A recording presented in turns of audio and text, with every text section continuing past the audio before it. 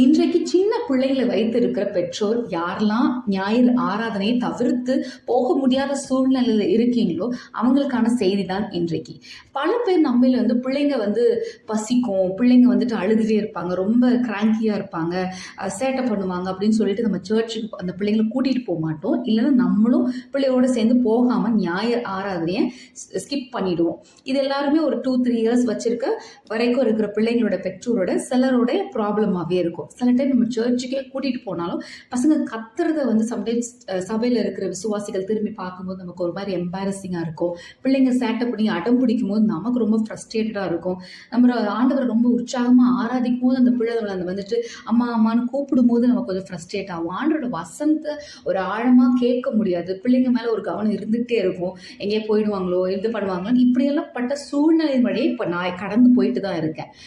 முந்தி நான் பிள்ளை சின்னதாக இருக்கும் போது அவளை யாரிடத்துல விட்டுட்டு சபைக்கு போவேன், இல்லை சபைக்கு போகாமலாம் சில நாட்கள் இருந்திருக்கேன். ஆனால் ஒரு நாள் நான் தீர்மானம் எடுத்து நான் இனிமேல் என் பிள்ளையை சபைக்கு கூட்டிகிட்டு போக போகிறேன். ஆண்டவரே உங்கள் பிரசன்னத்துக்கு நான் கூட்டிகிட்டு வர போகிறேன்.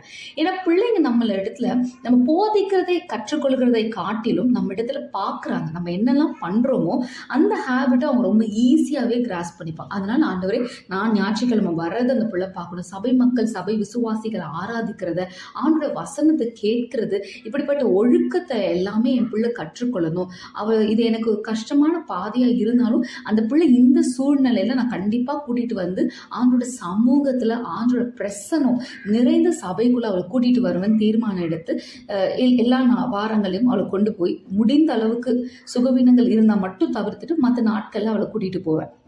அதுபோலதான் 2 தீமோத்தி 1:5 சொல்லுது, தீமோத்தியுடைய பாட்டியும் அம்மாவுடைய விசுவாசம் தீமோத்தியில காணப்பட்டது அப்படின்னு பவுல் சொல்லியிருப்பாரு. இன்றைக்கு உங்களுடைய பிரயாசத்தினால் உங்கள் பிள்ளை நிச்சயமாய் விசுவாசத்துல வளருவா.